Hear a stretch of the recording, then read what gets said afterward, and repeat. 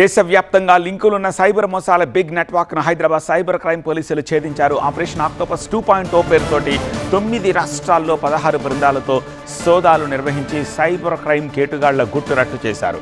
ఈ స్పెషల్ ఆపరేషన్లో cyber crime గ్యాంగులకు అండగా నిలుస్తోన్న పలు బ్యాంకుల అధికారుల వ్యవహారం కూడా బట్టబయలైంది. వివిధ రాష్ట్రాలకు చెందిన 52 మంది నిందితులను అరెస్ట్ చేయగా వీరిలో 32 మంది బ్యాంకు అధికారులున్నట్టు cyber crime DCP Arvind Babu వెల్లడించారు. సైబర్ మోసాల బిగ్ నెట్వర్క్ను ఎలా ఛేదించారు, సైబర్ నేరాలకు సహకరిస్తోన్న బ్యాంకర్స్పై ఎలాంటి చర్యలు తీసుకోబోతున్నారు, ఈ విషయాలపై సైబర్ క్రైమ్ డీసీపీ అరవింద్ బాబు ఇంకేమంటున్నారు, మరింత సమాచారం మా సీనియర్ కరెస్పాండెంట్ రంజిత్ అందిస్తారు.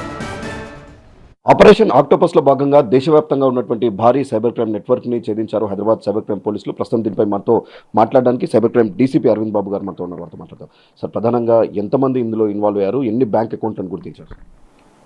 సో ఇప్పటివరకు ఫస్ట్ ఆక్టోపస్ ఆపరేషన్ ఆక్టోపస్ 1లో అది ఫిబ్రవరిలో జరిగింది. దాంట్లో 117 వరకు మనము అప్రహెన్షన్స్ చేశాము. వీళ్ళంతా కూడా మ్యాక్సిమమ్ మ్యూల్ అకౌంట్ హోల్డర్స్, తర్వాత అకౌంట్ సప్లయర్స్ ఉన్నారు. In continuation of octopus 1, octopus 2.0 ఒకటి స్టార్ట్ చేసాము as per the instructions of commissioner of police Sajjanar IPS sir ఆదేశాల మేరకు.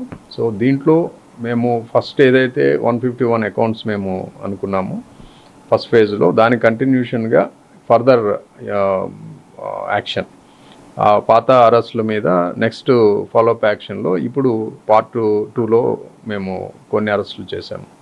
సో ఈ 151 అకౌంట్స్ దాదాపు 350 కేసెస్లో ఇన్వాల్వ్ అవటము, తర్వాత 150 వరకు ఫ్రాడ్ 150 crore వరకు ఫ్రాడ్ అమౌంట్ ట్రాన్సాక్ట్ అవటం జరిగింది ఇందులో మన ప్రాథమిక సమాచారం ప్రకారము. సో ఇప్పటి వరకు మనము ఈ ఆపరేషన్ 2లో 52 మెంబర్స్ని అప్రహెండ్ చేశాము over link to the opening and operation of the mule accounts. ఈ 52లో 32 members belong to banks, various banks. దాంట్లో 32లో కేవైసీ వెరిఫై చేసే వాళ్ళు ఉన్నారు, తర్వాత ఫీల్డ్ ఆఫీసర్స్ ఉన్నారు, తర్వాత బ్యాంక్ మేనేజర్స్ ఉన్నారు, రిలేషన్షిప్ మేనేజర్స్ కూడా ఉన్నారు. వీళ్ళన్నీ కూడా ఎక్కువగా ప్రైవేట్ బ్యాంక్స్ నుండి ఇవన్నీ మ్యూల్ అకౌంట్స్ ఎక్కువగా ఓపెన్ అయినాయి ఈ మా అబ్జర్వేషన్లో.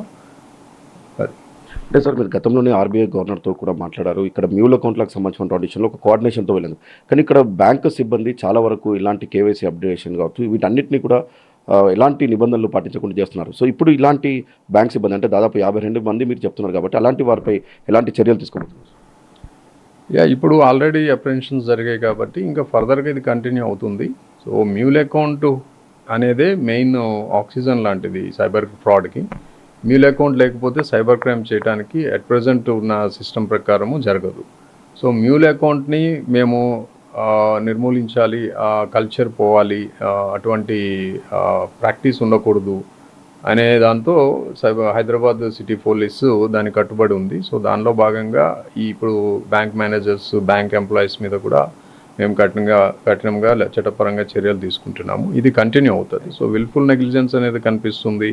తర్వాత ఎక్కువగా బిజినెస్ పెంచాలి అనే ఉద్దేశంతో కూడా ఇట్లా సరైన ప్రాపర్ వెరిఫికేషన్ లేకుండా అకౌంట్స్ ఓపెన్ అవుతున్నాయి. సో ఈ ఒరవట్లో ఏమవుతుందంటే ఫ్రాడ్స్టర్స్ దీన్ని అవకాశంగా తీసుకొని చేస్తున్నారు. కాబట్టి బ్యాంకర్స్కి మేము చెప్పేది ఏంటంటే, మీ నామ్స్ ఏవైతే అకౌంట్ ఓపెనింగ్ నామ్స్ ఏవైతే స్ట్రిక్ట్గా మీరు అడ్హీర్ అవ్వాలి. మ్యూల్ అకౌంట్ ఏదైతే ఫ్రాడ్స్లో ఇన్వాల్వ్ అయితే ఖచ్చితంగా అది లీగల్ యాక్షన్ బ్యాంకర్స్ మీద కూడా వస్తుంది.